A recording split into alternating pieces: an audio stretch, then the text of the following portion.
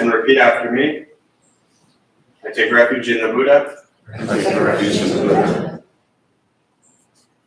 I take refuge in the Dharma. I take refuge in the Dharma. I take refuge in the Sangha. I take refuge in the Sangha. Keeping the palms joined.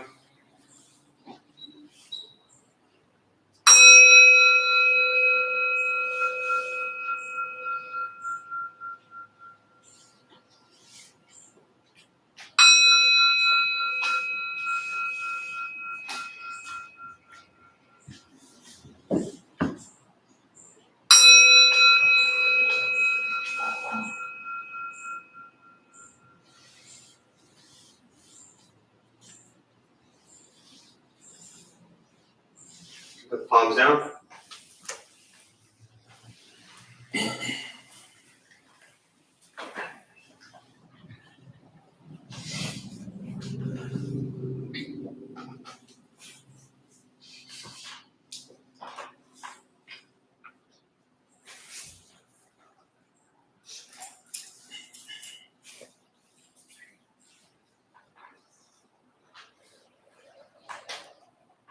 All right, good morning, everybody. Good morning. How are you all doing today? Good? Anyone here for the first time? Really? That's weird. Nobody's here for the first time? I guess we don't even need to be here then. You've all heard this stuff before. First time on Saturday. First time on Saturday. Thank you, Carlos. I appreciate it. What brings you here for the first time on? Shouldn't you be working right now? What's going on? It's my day. It's your day. Thank you. What does that mean to you? Actually, that's important. What does that mean, like my day? Means a day that I don't have to think about outside things and think about stuff to take care of myself. Yeah. That's super important. I started off paddleboarding this morning on the water. Meditated at sunrise. That's great. Wow. Yeah. How many of you started off your day paddleboarding at sunrise? We're going After, right? You do the sunset paddleboard ride. That's good. Yeah, I think it is. I mean, it's super important. You know, we often, at least I often talk about, you know, the reasons that lead us here, that bring us to things or places like this, you know, looking at meditation or Buddhist practice or spiritual journey. And it really is often to how well we're taking care of ourselves. And, you know, when you look at, without getting into it right now, when you look at like very technical Buddhist teachings, I mean, they were monks and they renounced pretty much everything, right? And within that renunciate path, they found a way to find pleasure in just the simple joy of being alive. But for many of us, we're not quite there. I mean, if we all found pleasure in just the simple joy of being alive, none of us would be here right now, including myself. So then we have to look at, okay, what are we doing in our lives to actually take care of ourselves? How are we balancing a spiritual journey, meditation practice, Buddhist path, whatever that means to you, with everything else? How are you taking care of yourself? Outside of work or outside of family or outside of these heavy responsibilities that we often carry. Often we may view them even as burdens in our mind and in our hearts. And even though they don't necessarily seem like burdens, it often gives us that feeling that we have this heavy dose of responsibility to manage and take care of. And that can be incredibly overwhelming. And so for me, this really idea, this teaching is in Buddhism what we call the middle path, which is finding a balance and seeing where in your life things are just out of balance and where do you need to make time for self-care, self-love, self-compassion, you know, kindness. I mean, giving time to yourself to wake up and go paddleboarding at sunset. I mean, or sunrise. I guess if you wake up at sunset or both, right? And being able to come to meditation or whatever it is you might do each day, like carve out time for yourself. Try Try not to just see this as something that's like your life is just fully exhausting and you're burning yourself out, and then you're like craving and seeking that 1 hour of peace and quiet at the Dharma Bum temple just to get through the other 6 days of your week. You know, I mean, I say that jokingly and seriously because that's what it is for a lot of people for a long time. Until we realize we really want to begin to find the balance and do things in our lives that we enjoy, that are healthy. Last thing I'll say on this, you know, we look at Buddhist teachings on the paramitas, which I talk about all the time: generosity, morality, patience, diligence, concentration, wisdom. But when we look at the first one, which is generosity, the practice of giving, and part of that includes the practice of giving to yourself. Yes, I get it, Buddhist teachings, non-self, but we're not there. We're still attached to the sense of self. And since we are still attached to the sense of self and failing miserably at this whole enlightenment thing, we might as well give some self-care, self-love to ourselves. That's a very compassionate and kind thing to do. And if you do that more often, then you might even find the need to do this kind of stuff less. And then this kind of stuff doesn't become an escape anymore, which is what it is very early on for many people. This kind of stuff, meaning meditation, Buddhist practice, spiritual journeys, isn't the escape from the rest of your madness. It is all of your madness. All of your life. Your entire life is that spiritual journey. Everything you're doing right now. So, well, welcome for the first time on a Saturday. It's completely different than a Tuesday, just so you know. It's so bright. I know, it's brighter. Yeah, a lot of changes here on Saturdays. All right, so to everybody who's joining us virtually, welcome, glad you're here. We'll start with a meditation practice. A couple things to tell you before we begin. Nothing's going to happen to you, right? You're not going to float away. You're not going to have any mystical, magical experiences. The mind that races all day long is not going to shut off. Don't judge your practice. I mean, you don't ask yourself, is this working or not working? You're doing it right or wrong. We're just going to sit. We're going to breathe. You'll hear sounds inside the room, sounds outside. This is life. Life is filled with chaos. And this practice is learning to get quiet and still within all of the chaos. Posture, you just want to be comfortable. You are in a cushion and often help slide into the front third. Pushing the stomach forward allows the back to straighten. Shoulders are relaxed. Hands can be on the knees or in the lap, whatever's comfortable. I'll guide us as we begin, and we'll settle into a little bit of silence. Most important with this practice, do not expect anything. We're just going to sit and breathe.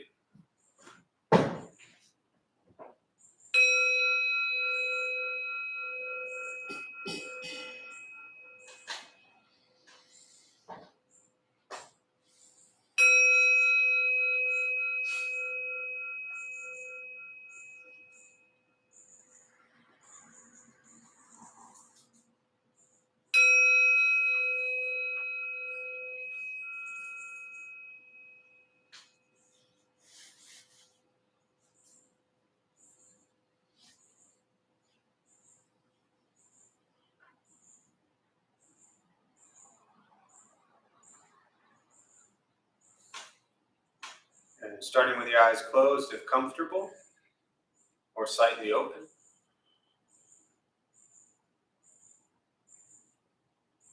Mouth is open or closed.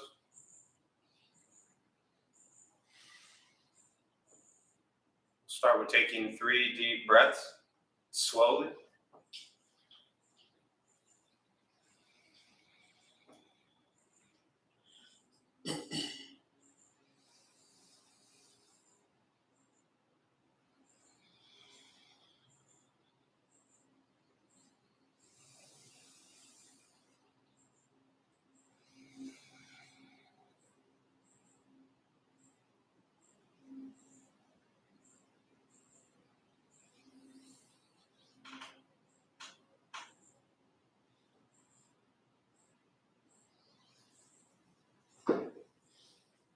And eventually, settle into a natural rhythm of the breath.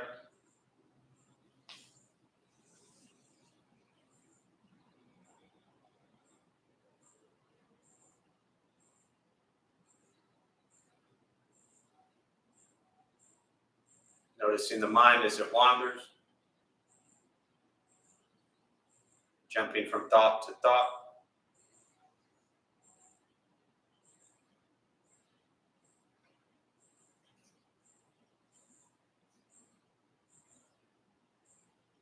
Start with gently guiding the attention, focus to the stomach or chest.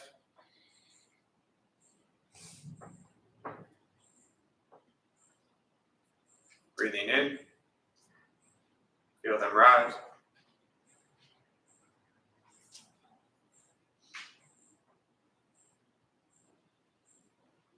Breathing out, they fall.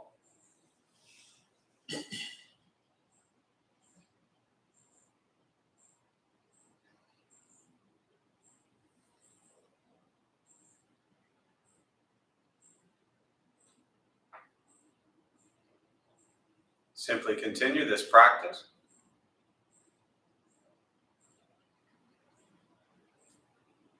Observing sensation of breath.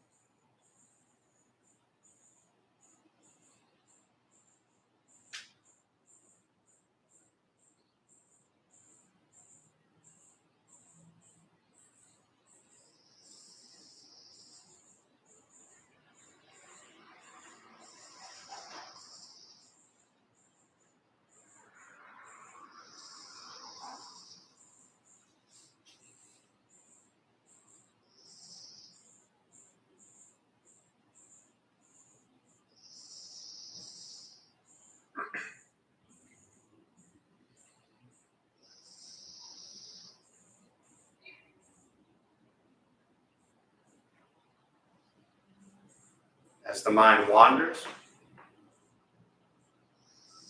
lost in thought, recognize it.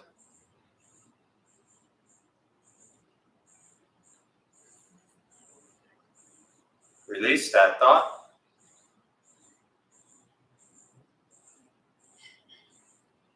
Return attention, focus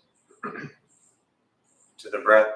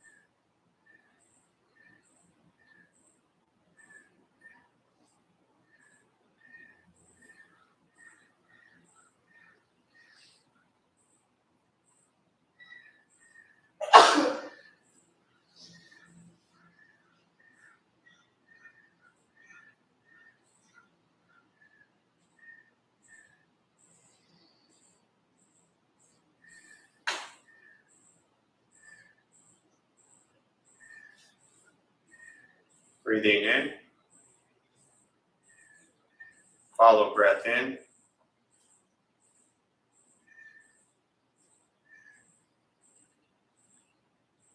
Breathing out. Follow breath out.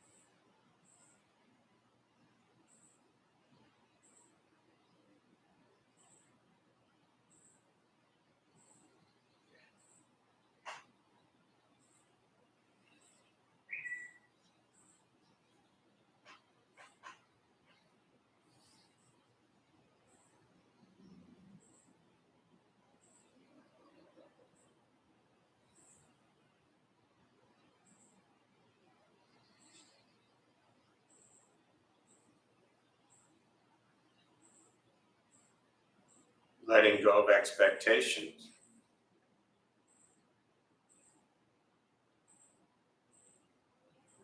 Letting go of judgments from the practice.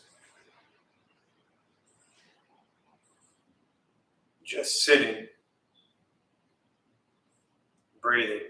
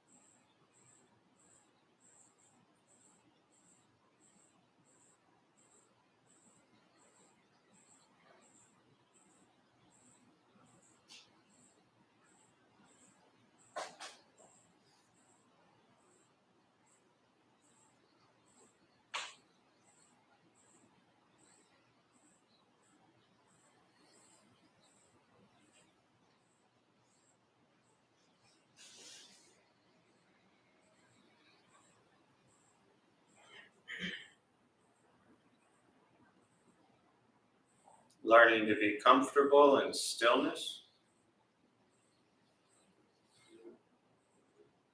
in quiet.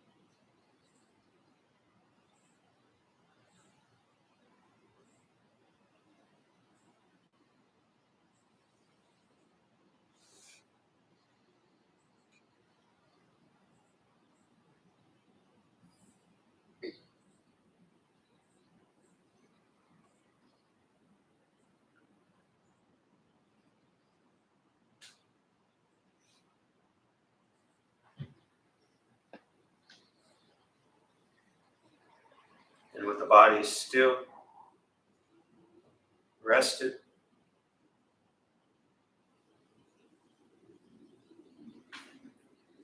and the speech quiet, aware of all sound.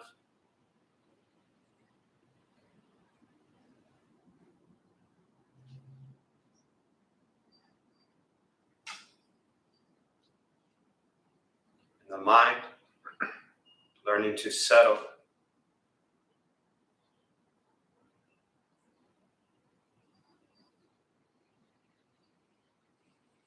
Know what it's like to just sit and breathe.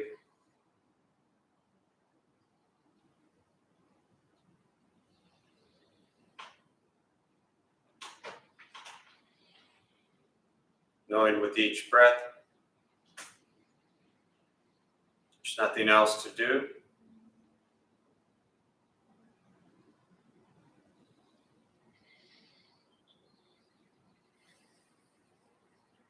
Nowhere else to go.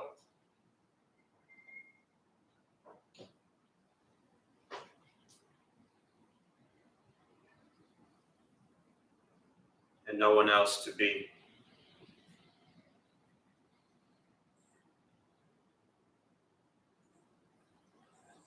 Everything beautiful, exactly as it is. Sitting, breathing.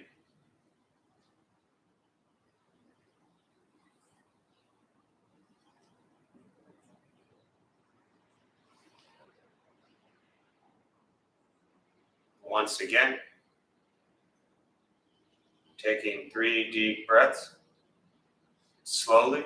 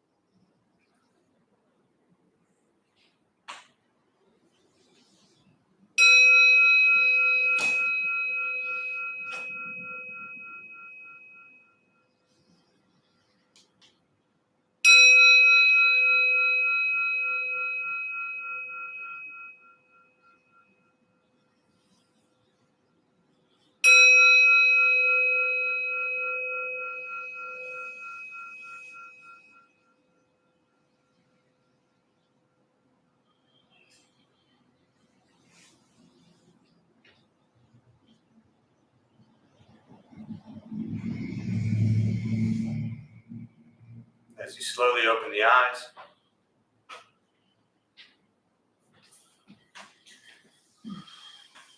slowly beginning to move.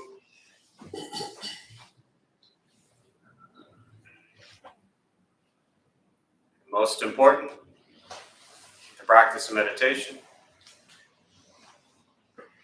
is to recognize how you feel now, immediately after,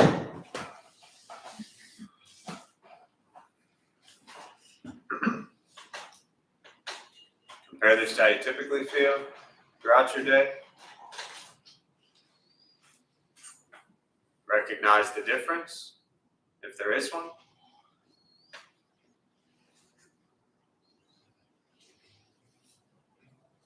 Ask yourselves how you prefer to feel every day for the rest of your life.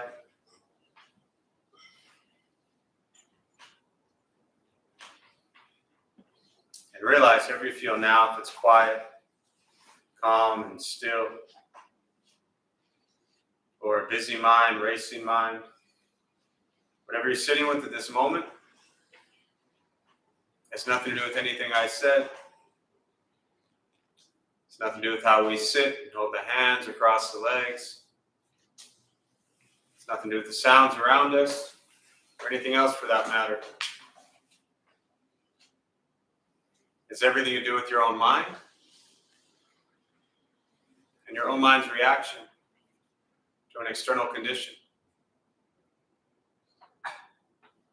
This is what the Buddha called pratitya samuppada, means dependent origination. This is the basis of the Buddha's awakening. The word Buddha simply means awakened. He was a human being, no different than any one of us, who began to understand why he suffered,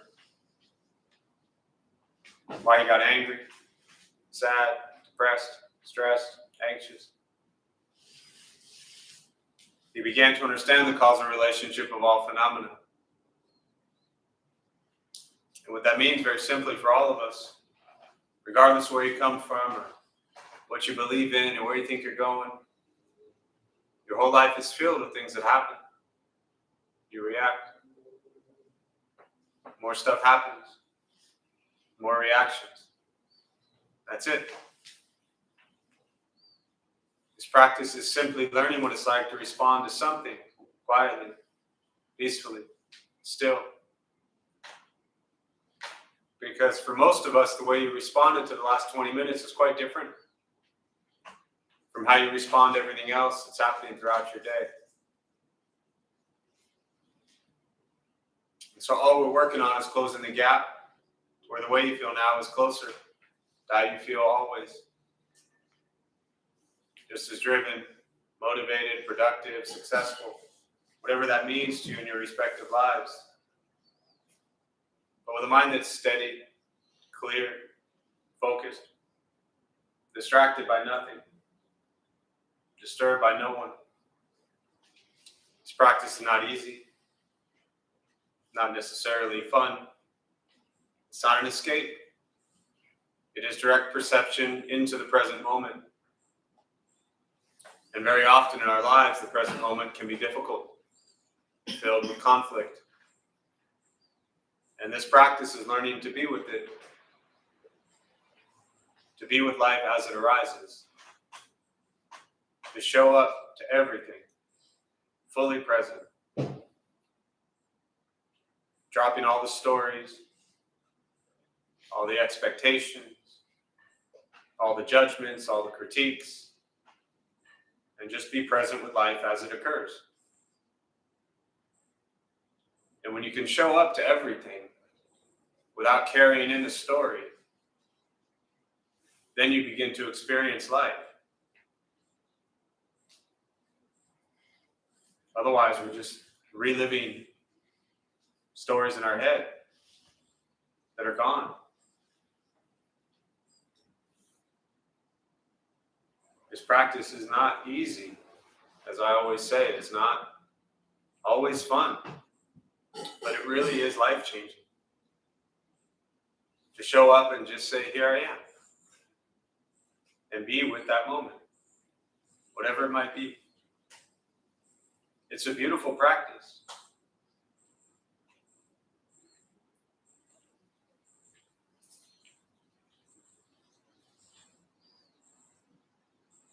And sadly, we'll spend so much of our lives clinging and hanging on to the stories of the past.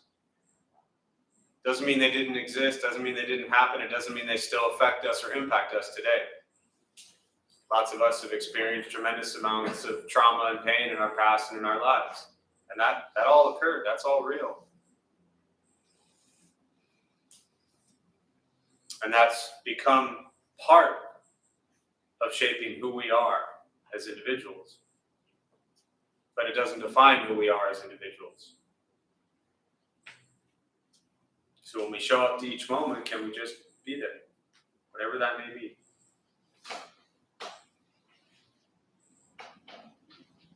So, with that, I'll pause. For me, I really just prefer to respond to questions, meditation, Buddhist practice, anything that you're sitting with, and we'll use the rest of our brief time this morning for questions. And for those, again, joining virtually, welcome, glad you're here. There's a chat box somewhere on your screen, so feel free if you have any questions or anything to put them there, and I'll do my best to respond as well. So, questions?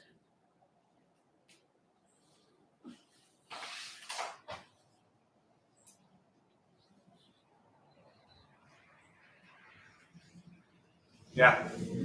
So ever since I started coming here, I've been becoming more and more aware of my emotions and, for example, anger, and when I'm in the middle of it. And it's been great and helpful, but sometimes it's just too much. And even though I'm very aware, I'm very angry, it doesn't matter. I'm going through it anyway. I guess like how do I stop that on that level? Yeah, that's great. I'm just going to paraphrase what you said for those virtually or anyone who didn't hear it. That since you've been coming here, and correct me if anything I say is wrong or off. Since you've been coming here, it's been very helpful, and you're beginning to recognize your emotions, specifically anger, and just kind of see it. But sometimes the anger is so much that you just say, fill in the blank. You didn't say anything actually, but you kind of just say, F it, I'm going to go for it. I'm paraphrasing, so is that, yeah? Yeah. And you've been coming here how long? A few months. A few months. And your whole life hasn't drastically changed yet? I would definitely ask for a refund. Tell me your name, I'm sorry. Oya, okay. So, Oya, you're right where you should be.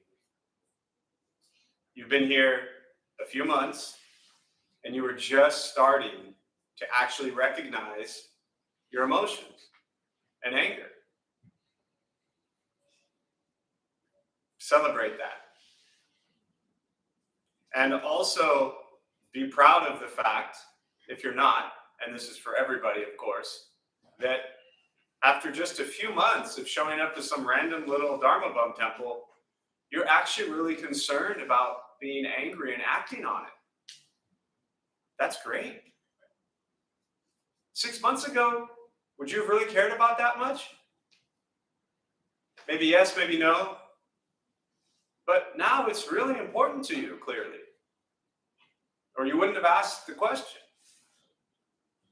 You with me so far? Yeah. So I would love to say, here's the simple answer. Or here, read page 72 on this book, and you'll know exactly how to not snap. No book's going to do that for you. All the wonderful Pema Children feel-good books that make your heart all warm and fuzzy aren't just going to take you out of that moment of anger and rage. What will happen is, as you continue, even maybe a few more months, it'll just happen. There aren't tricks to this. Someone last week over here, I loved it. She said, some of you I'm sure remember, but she said, what's the hack?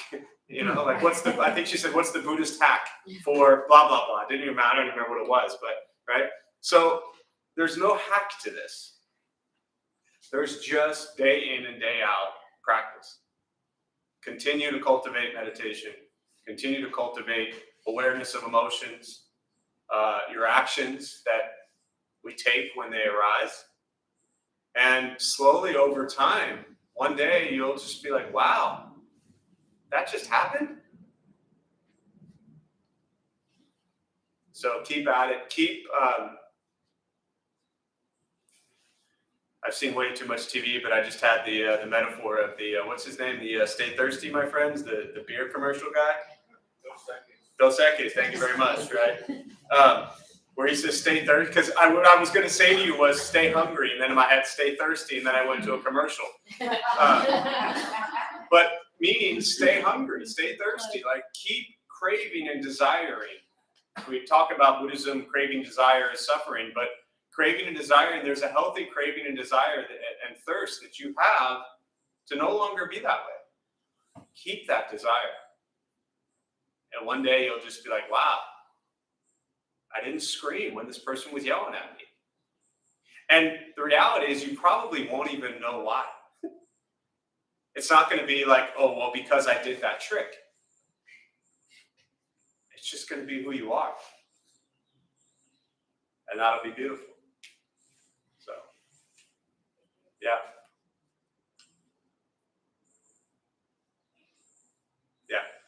Is there a better way to use your meditation time? I feel like when I go into meditation, my mind starts off to be on its best behavior and really like tries to be silent for as long as it can. And then the chatter comes on. And I'm just aware of it, I see it, but I would like to take a more fruitful way of making that practice efficient. Sure. And Yeah. No, good question.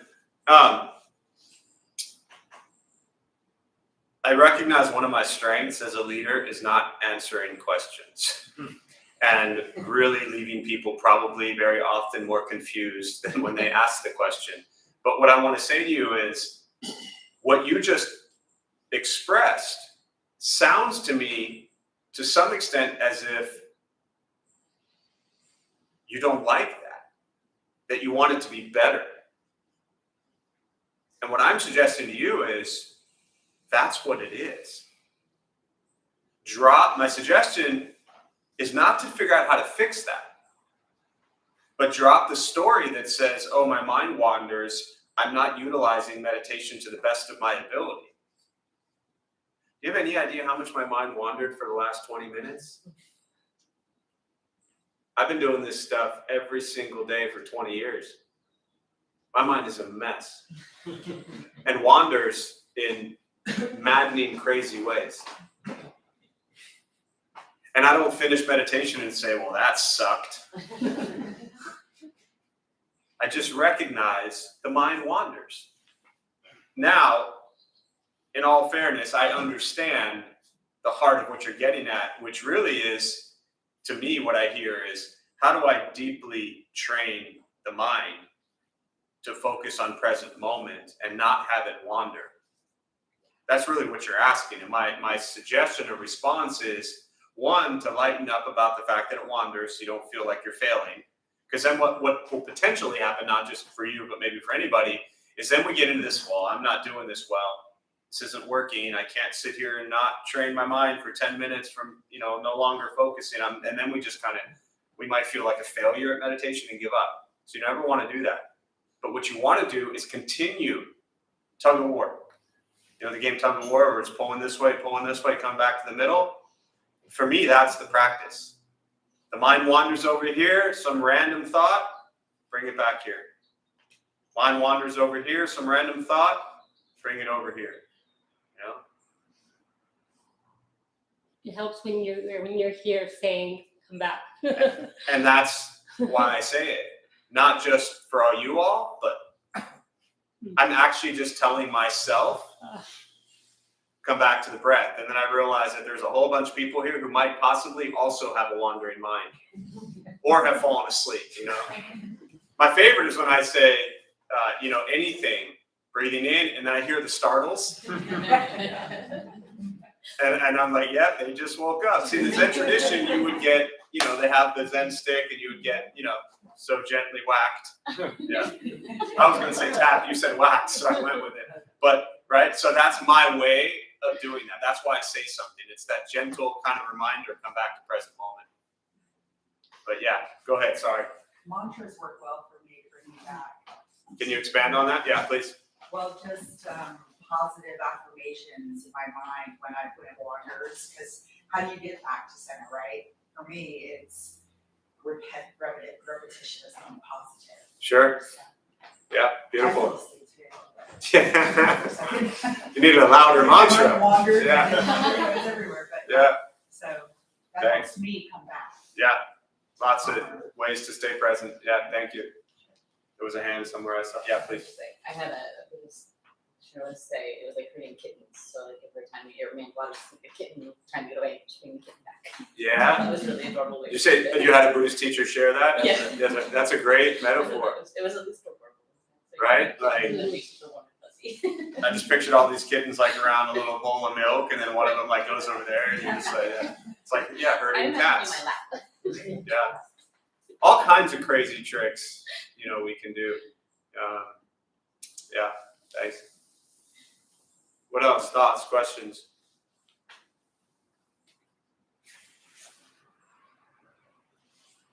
I was having a conversation with someone, and they said that indifference is the enemy of equanimity. Okay.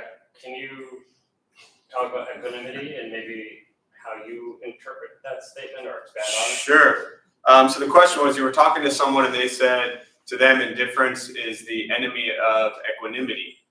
And how do I interpret equanimity? Yeah? Yeah. Okay. So there, in Buddhist practice,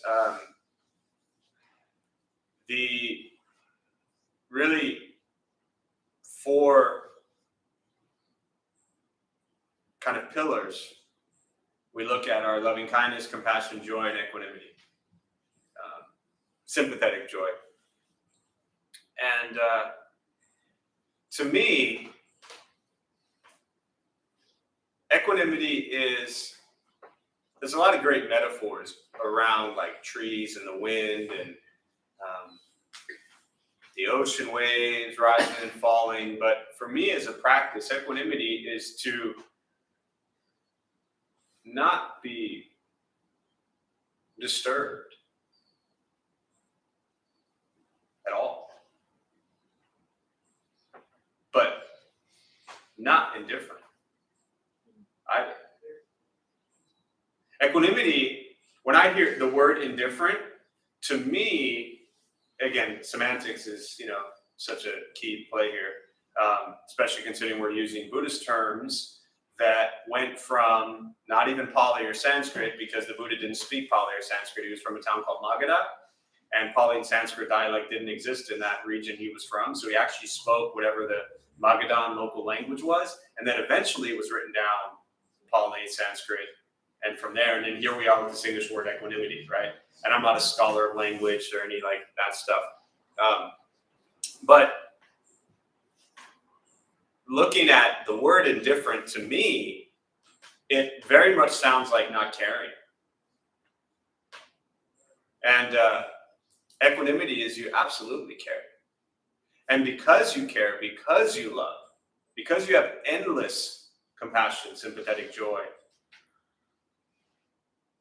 it doesn't impact you one way or the other.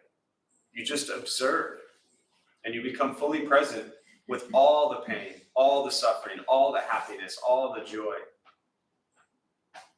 You're not, you can enter somebody's life or a certain situation without any attachment to it or them, without any expectation, without wanting anything. Just finding absolute beauty and joy in that present moment experience. And to me, that's what equanimity is. It's not the highs and lows. It's just absolute love and care for presence. which is drastically different from how we spend 99% of our day, right? From simple little extremes that annoy us and piss us off to heavy traumatic things that actually matter. So,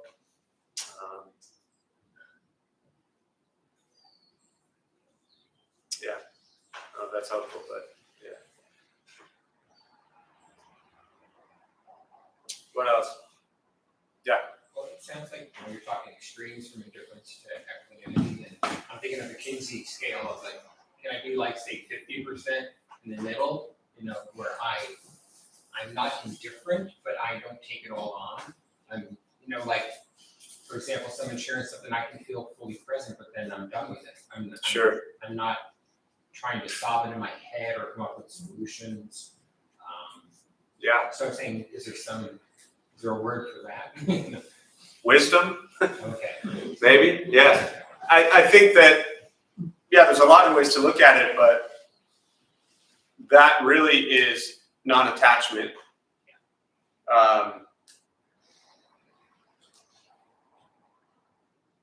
And I think that's non-attachment is wisdom. I think it's the practice of wisdom.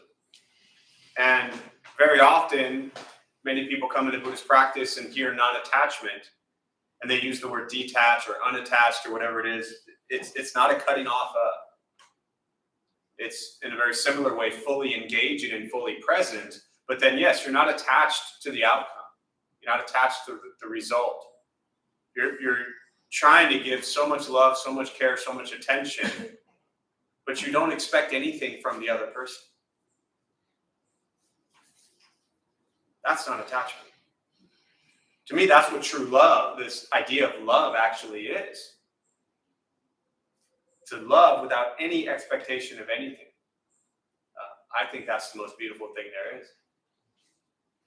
Yeah, and then we'll go here. Yeah, there, and then Tom. Yeah. When you're talking about that non-attachment, I have a family member who is angry a lot. Just getting back to her anger thing. And I think understanding about anger and just taking him the way he is. He's that way. I can't understand why he's always angry, but he is. And I love him and I care about him. I'm not going to change him. Mm-hmm. But I can support him and listen to him and be there for him and be compassionate about the anger thing. When you were talking about that, I was thinking about this. And then when I come back into my life, I'm really aware of when I'm angry. And do I want that, like how he made me feel? Mm-hmm. And I'm like, okay, he's making me feel this way, but I can't judge him or put him down because I love him because he's my brother and I'm never not going to love him. Yeah. And I think that's kind of what you're saying, you accept it the way it is, but you're not going to change it. Yeah. But you still want to be present for it. Yeah. And try to understand it and help it. What can I do? If I can't do anything, I'm just there. Yeah. And a lot of time that presence is, that's the gift. And yeah, you'll tell me. Yeah. So next time I judge you, just be.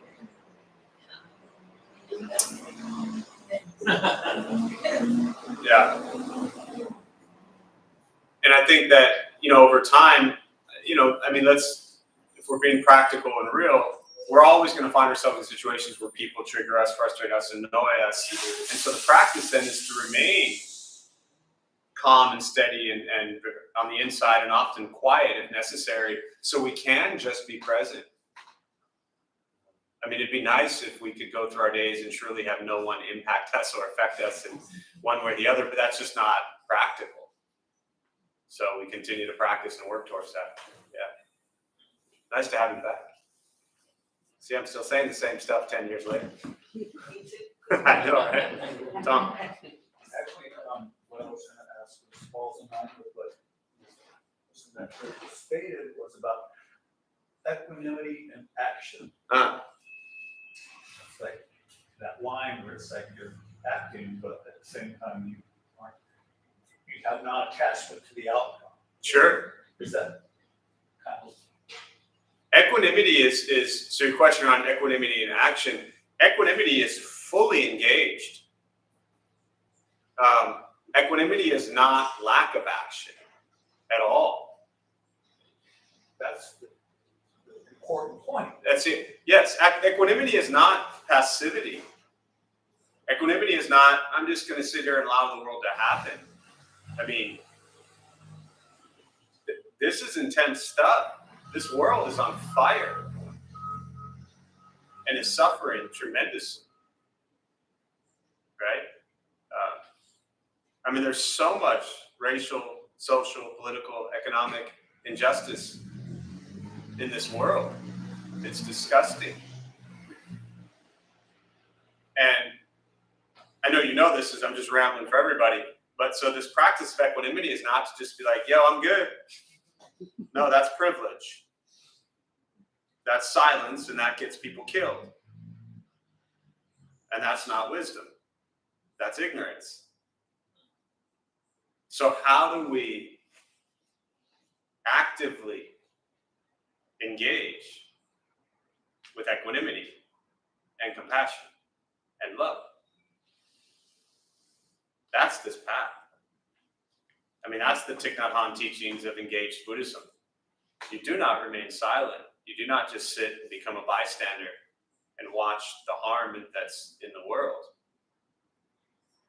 But if you can engage in it and not attach to the outcome and not hate the people that you're engaging with, that's wisdom. That's equanimity in action. Equanimity is to fight against any of these injustices without hatred in your heart. Because if you have hatred, you don't have equanimity. So it comes back to the original. Indifference is the opposite. I don't know. I was lost on all that anyway. It's too hard for me to take somebody else's. I almost went into the description of like who and what and why, and I was like, I'm just going to ignore in my mind that piece of it and just ramble on those two words. You know? Is that a hand? I think I see a hand. Yeah, there we go. Sorry, it's a glare. So go ahead. Oh yeah. What do you do, Jeff, when you're not able to help? Whether it's someone near or far, when some of these injustices do occur. Yeah. So the question is, what do I do when I'm not able to help Or engage. or engage, whether it's near or far? I feel like on some level, even if it seems like you can't help, there's always a way to help. It might not be to the extreme that we might hope for or wish for or want. It might not seem like it's enough.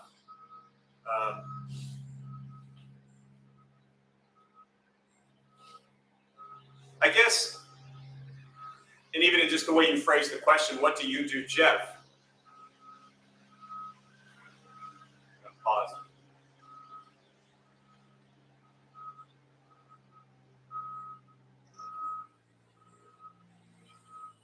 What I was going to say is, just sitting here thinking about it, I don't ever feel or recall having feelings of being helpless.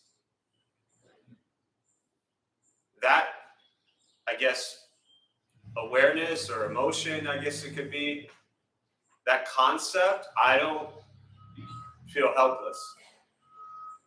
I feel that if something is important enough to me, I'll find ways to help it, even indirectly, in some small scale way. Directly tied, again, there's a billion examples we could use here, but directly tied to whatever the thing is that we really want to help and we feel helpless, there's probably a way to help in a tiny, tiny way. And sometimes I think it also requires us being okay with, the whole not feeling like we're saving the world, right? You know the starfish story? I think lots of religions use this. You ever heard this? So there's a guy walking, or a person walking on the sand, and they see like starfish up on the, they've been washed ashore. And they start picking them up, and starfish need to be in water. And they start putting the starfish back in the water. And there's like hundreds of them. And somebody else walks up and says, "What are you doing?" They say, "I'm putting the starfish in the water." And they're like, "Well, there's hundreds of them. It doesn't make a difference. You can't save them all." And the person looks at this one and says, "It makes a difference for this one." So,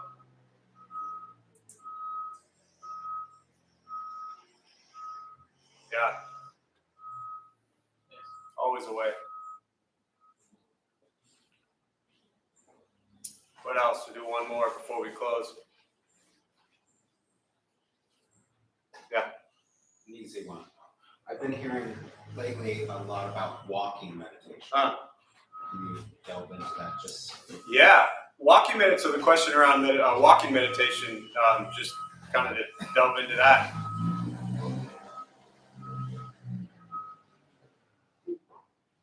So ultimately, everything we're doing can be a meditation. As the Buddha said, sitting, standing, walking, or lying down, it's all a meditative practice. Walking meditation is a beautiful one. Not just for people that maybe have a hard time sitting or whatever it might be, but being able to walk mindfully. When we're walking, what are we often doing when we're walking? Well, some people look at their phone. Some people, not you, but those people, yes. Some people look at their phones, some people are talking, some people are, eating, some people are combing their hair, whatever. There's Some look at the trees. Some look at the trees, at the clouds. There's so many things we could be doing when we're walking. But when we're walking, are we paying attention to present moment as we walk? And there are, over the years, I've done different types of meditations. There's super slow ones, which are very, at least for me, with kind of a Pure Land Chan or Zen Buddhist background, they're very slow. To where literally, like, just do it with your foot right now, like put your foot up and your heel down, and I just slowly, oh, that was way too fast. Oh, wow. Yeah. To where your heel is like, it takes a long time. It's not about where you're going. It's not about where you're going. So doing that for 5 minutes, 10 minutes, 20 minutes, and your entire movement is just super slow. Is a walking meditation. There's also kind of just your day-to-day walking around, you're out at work, you're roaming around. There's turning that into a mindful meditative practice, feeling, where you can't afford to just go super slow. You're moving. But when you're moving, can you feel your feet hit the ground? Can you listen to all the sounds? Can you feel the wind as it crosses your face? Do you smell all the smells? Or are you just like, get out of my way, I got shit to do, I'm in a hurry, I'm on the phone, right? So that's the difference. You could be out on a hike, you could be on a trail. Be stepping over homeless people. You could be stepping over, exactly, anywhere you are, which is where you're roaming around a lot, right? Can you be fully present with each step, each breath, each movement, each moment, and engage with what's happening, not necessarily having to stop with all of them, but to me, and I'll close with this thought, the most important aspect of meditation, walking, sitting, standing, lying down, whatever it might be, is, are we engaging in a mindful, concentrating, you get my point, way? That's what is important. Are we present with what's happening as we're moving? And that's where everything becomes meditation. But yeah, try the slow ones. Super fun. Yeah. And for those of you who just always got to go, it will drive you crazy. I used to do, real quick story, when years going to the schools of meditation, things like that, and I would do, with kids, I would do like an eating meditation, and I would give them all a tiny piece of chocolate. And it was like a 10-minute clock or 5-minute clock. And I said, okay, now we have to use the entire 10 minutes for you to eat this piece of chocolate. So super slow bites, slow chewing, allowing it to melt, right? Pretty sure everyone in this room would fail miserably by that laughter. But try that. Just, can we eat slowly? Can we move slowly? We don't do anything slow. Go, go, go, go, go. You know? So can we just slow down? Yeah. All right, so I'm going to close on that. We'll join palms. May the benefit of this practice be shared with all beings in all directions. May all be at peace. May all be free from suffering. May any merit gained from this practice be transferred to those who need it most.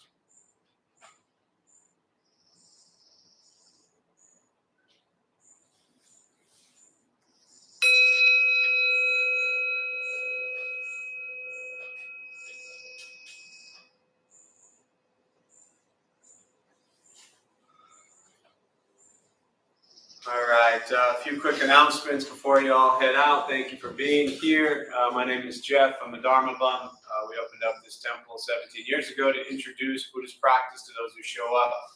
Those of us who lead, we're not monks, we're not nuns, we're not gurus, we're not masters, we're not teachers, we're not looking for students. We're just practitioners. We do our best to take our understanding of Buddhist practice and put it into terms that hopefully make sense to those who show up. Every night we have different practices going on, different people leading from different Buddhist traditions, quite a large recovery sangha, so anyone battling addiction, drugs, alcohol, whatever it might be. Other than that, we have tomorrow, we have our Day of Mindfulness being hosted by our social sangha. Eric, do you want to raise your hand and stand up so I can embarrass you? I just want to give props to Eric right here. So for years, we've always said we have a really challenging time where people come together, we sit, we do stuff like this, different people lead, and then you scatter. Thursday, 5 o'clock, we do our food redistribution. It's a really beautiful socially engaged, to engage socially with people. We have our incredible garden crew. There's a plug if you want to stick around after and do some gardening. But other than that, we don't do a lot of things where people actually get to just kind of hang out. And so about 6 months ago, we started a social sangha. Eric is one of the ringleaders of that crazy club. And tomorrow they're doing a day of silence at Deer Park. Now the downside is there's probably only, it filled up and now spaces are opening because people are canceling. So it fills up pretty quick. But if you go to the website, if you see the flyer, if you go to the Facebook group and you still want to go, there may be a couple spots. There were 9 as of like an hour ago I looked. Yeah, it was back up to 9. So as of today, people will start canceling and then spots will open. So if you did want to go and didn't get a chance to go, you can still go on the website through the Deer Park website and RSVP for Day of Mindfulness if there's any spots open. And then if you need a ride, we're going to carpool here. Those who are going to need a ride will be here at 7:45 in the morning. Otherwise, you can meet up there. Anything other than that you want to announce or share? If you're going, obviously you have to be registered to attend. They have a 200-person limit. And they, read the rules on their website. Yeah. And I did ask about the speaker tomorrow. The talk is in Vietnamese, but they said all the English speakers are basically just going to put outside the speaker translation. Yeah. In English. So Perfect. we should be able to. Yeah, they're super good with that as far as translation. And it includes a walking meditation. So in case you're going to fire yourself and give yourself 2 days off, there you go. So thanks all. Be well.